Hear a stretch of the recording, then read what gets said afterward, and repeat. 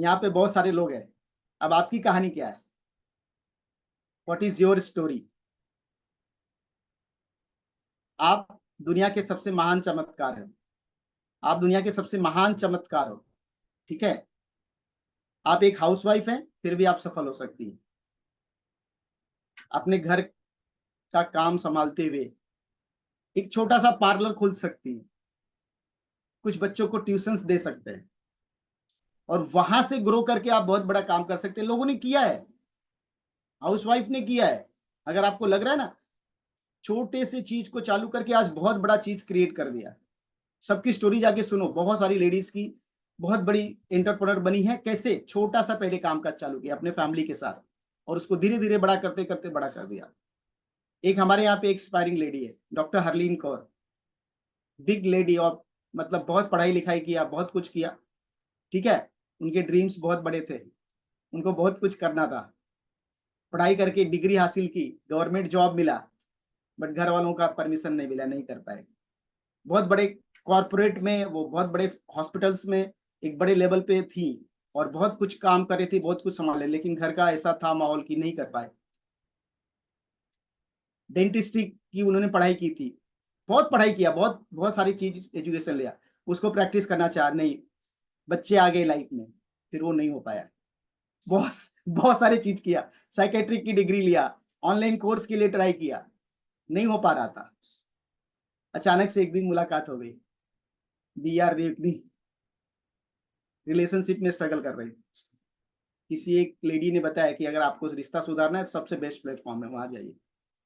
कुछ साल पहले वो हमारे प्लेटफॉर्म पे आई, एक सिंपल सी लेडी जो अपने रिलेशनशिप प्रॉब्लम को सॉल्व करने के लिए आई और अपने हर एक कैरियर्स में सक्सेस पाना चाहती थी, लेकिन परिवार, घर के बच्चे की वजह से वो नहीं कर पा रही थी। अपने लाइफ को एक्सप्लोर किया। मैं ऐसा काम करूंगी, घर से करूंगी, ठीक है, मुझे कहीं नहीं जाना है। मैं घर से बैठ के इंटरनेट पे बैठ के काम करूंगी, बट मैं काम करूंगी। जिद था एक, जिद था एक माइंड में। ठीक है? आपको क्या लगता है आसान था छोटे बच्चे के साथ? जब वो हमारे साथ जुड़ी थी, शी वॉज प्रेग्नेंट। उनकी डिलीवरी हमारे साथ, हमने, उनको पता है, वो एडमिट थी हॉस्पिटल में, डिलीवरी करके आई और 2 महीने के बच्चे के साथ वो ट्रेनिंग लेती थी, सेशंस में आती थी। ठीक है? आपको पता है 6 महीने से 1 साल उन्होंने ट्रेनिंग ली हमारे साथ, हमारे सब सेशंस में आके देखा, स्टडी किया साइकोलॉजी को, किस तरह से ह्यूमन साइकोलॉजी पे काम हुआ, लेडीज की साइकोलॉजी किस तरह से होती है, जेंट्स की साइकोलॉजी किस तरह से, पूरा वर्कआउट किया, पढ़ाई किया देर रात बच्चे के साथ। बच्चा बड़ा हुआ, वो भी बड़ी हुई और आज वी आर रेटिंग में one of the top most successful lady, जो सब लोग को इंस्पायर कर रही है। ठीक है? तो मैं दुनिया के महान लोगों को आप देख रहे हैं, हमारे साथ भी महान लोग जुड़े हैं। ठीक है? कितने लोग को मजा आया, अच्छा लगा? यस। तो आप दुनिया के सबसे महान चमत्कार हो, अपने आप पे बिलीव करो। You have to believe in yourself.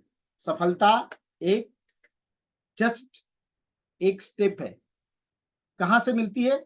अपने विचारों पे काम करने से, अपने इमोशंस पे काम करने से।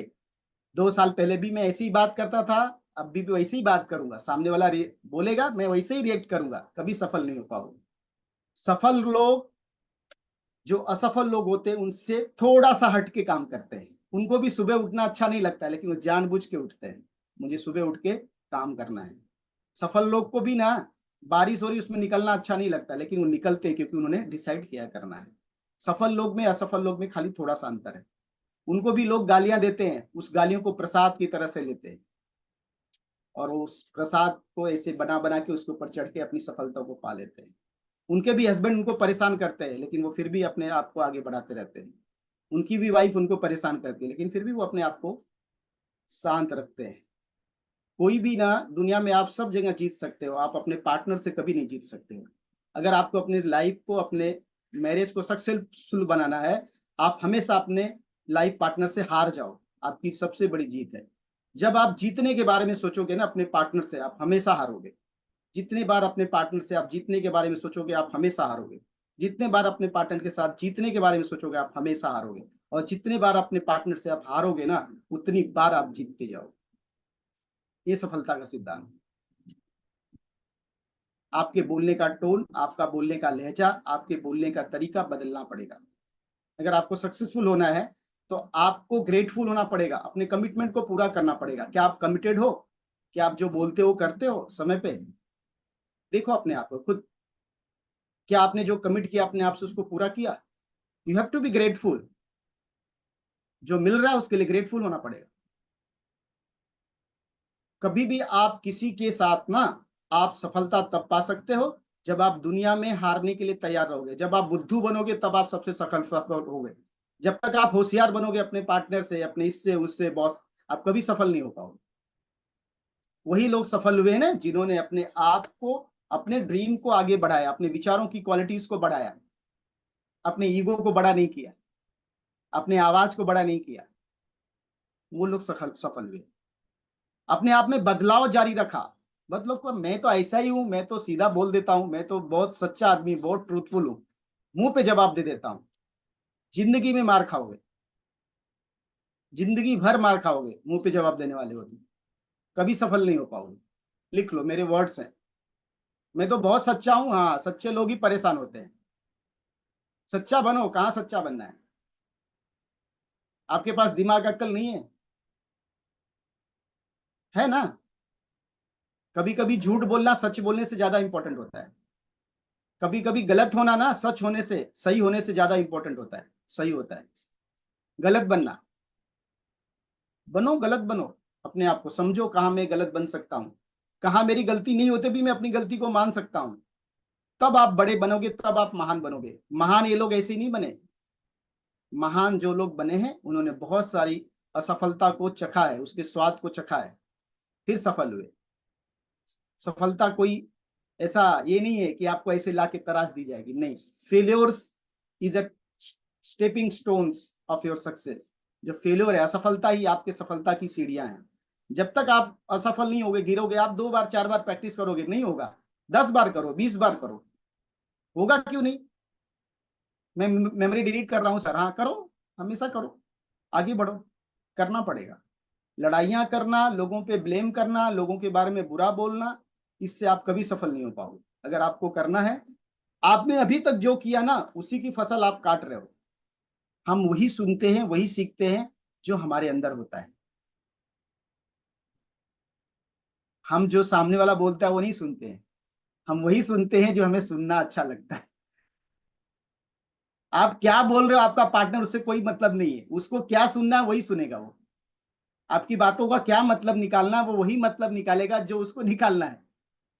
आपका बोलने का इंटेंशन अलग रहेगा, उसके निकालने का इंटेंशन अलग रहेगा। ये हमेशा ध्यान रखो। व्यक्ति वही चीज उन बातों से निकालता है जो उसको, जैसी उसकी कंडीशनिंग हुई रहती है। आप क्या बोल रहे हो उससे फर्क नहीं पड़ता है, सामने वाला क्या समझ रहा है उससे फर्क पड़ता है। तो जब आप बोलते हो ना, तो आपके मैसेज में कुछ तो ऐसी चीज है कि सामने वाला उसको कनेक्ट नहीं कर पा रहा है। तो उसको करेक्ट होने की जरूरत नहीं है, मुझे करेक्ट होने की जरूरत। मैं उस तक कैसा मैसेज पहुंचा पाऊं। एक ही चीज मैंने सबको समझाया ना, बट हर व्यक्ति ने उसका अलग अलग मतलब निकाला। क्या रीजन था? क्या आपके अंदर है वही निकलेगा। जैसे मैंने बोला ना कि एक व्यक्ति खड़ा, उसके गिलास में दूध है, एक व्यक्ति उसके खड़ा है, उसके गिलास में पानी है, दोनों को धक्का मारेंगे तो जिसके पास दूध है उसके पास दूध गिरेगा, जिसके पास पानी उसके पास पानी गिरेगा।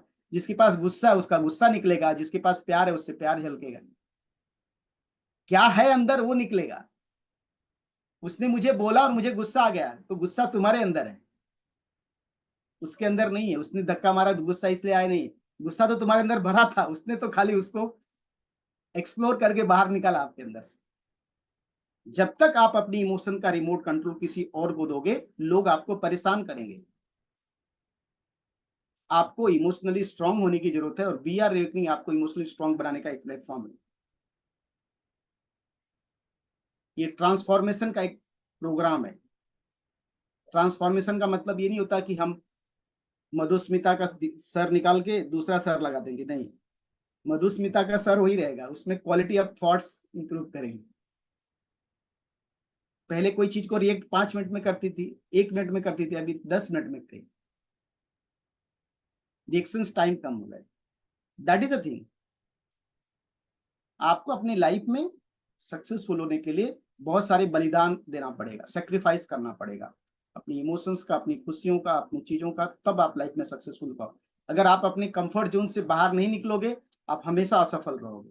जब तक आप अपने आप को खाली कंफर्ट में रखोगे और आपको दूसरों को कंफर्ट में करके अपने आप को अनकंफर्टेबल करना है, वो आदमी सक्सेसफुल होता है।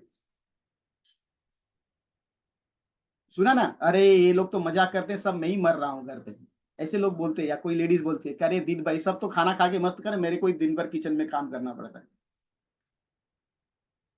खुश होके करो, मैं कितनी सौभाग्यशाली हूं, इतने लोग को मैं सर्व कर रही हूँ, मजा आ जाएगा। वही चीज को एक अलग वे से करो। जैसे मैंने एक स्टोरी डाला, मुस्कुराइए, डाला था एक स्टोरी, सुना था, किसी ने देखा किसी ने नहीं देखा ना।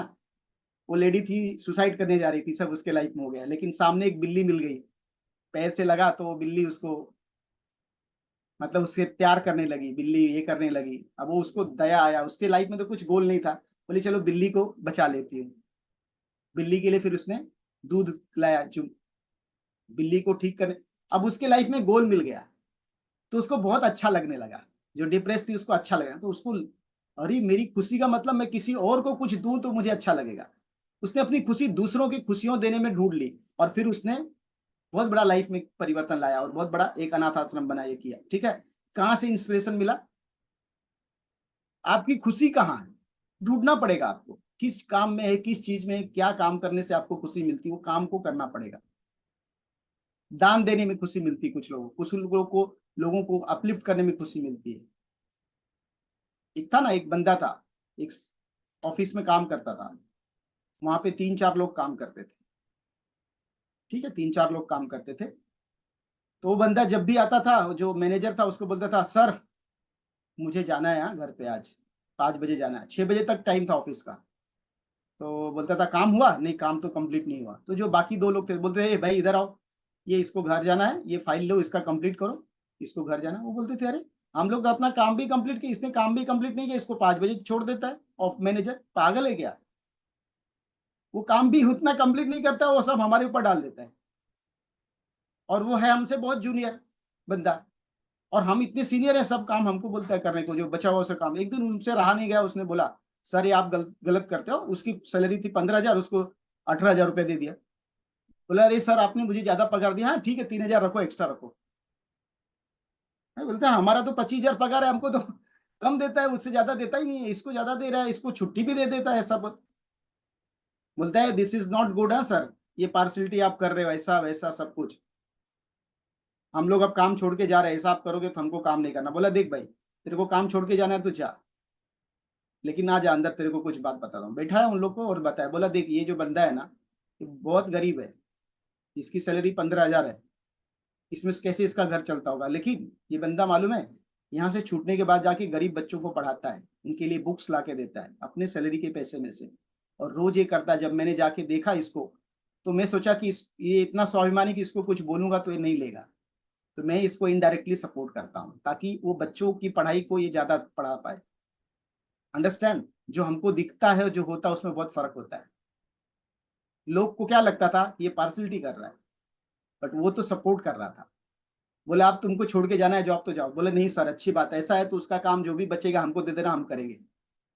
नजरिया चेंज हो गया जब सिचुएशन समझ में आया। बहुत बार लोगों को वो दिखता ही नहीं, जो चीज होता है लाइफ में, जो होता है वो नहीं दिखता है। बात समझ में आ रहा है? लगता है हमारे साथ ज्यादती हो रही है, हमारे साथ पार्सलिटी हो रही है, मेरा पार्टनर तो मेरे साथ गलत कर रहा है। वो क्यों कर रहा है, क्या कर रहा है, क्या मजबूरी है, क्या चीजें, वो आपको पता नहीं सर। किस तरह वो ट्रैप हो गया, किस तरह वो परेशान हो गया, चीज समझना है आपको। जो उसके अंदर बुराइयां दिखती है ना, वो बुराइयां किस वजह से, क्योंकि आपका देखने का नजरिया अलग है। हर व्यक्ति अपने तरह से और अपनी बातों पे सही होता है, दूसरे के हिसाब से वो गलत होता है, अपने हिसाब से तो वो सही होता है। किसी को एक झापड़ भी अगर किसी ने मारा ना, तो वो सही होता है। आप बोलोगे इसमें क्या सही है सर? हाँ, कि वो सोचता कि मैंने सही किया, मेरा इतना अधिकार है इसके ऊपर कि इसको मैं रोक सकता हूँ, इसको बोला समझाया, नहीं सुना तो इसको एक झापड़ मारूंगा, शायद शांत हो जाए। इसलिए उसने मारा, उसलिए नहीं मारा कि उसको उससे नफरत है। गलत था वो, मैं नहीं बोल रहा हूँ तरीका इज रॉन्ग, बट फिर भी वो सही था, क्योंकि वो उससे इतना प्यार करता है। तो हमको ना सामने वाले की चीजों को भी समझना है, कोई इतना बेवकूफ तो नहीं ना अपने फैमिली मेंबर को, अपने पार्टनर को के इमोशंस को या ईगो को ठेस पहुंचाएगा, गलत करेगा, क्यों करेगा? उस रीजन को हम नहीं जानते हैं, न पता करने के अब प्रयास करते हैं, उस पे ब्लेम करना चालू कर देते हैं, और ये हमारा तरीका है।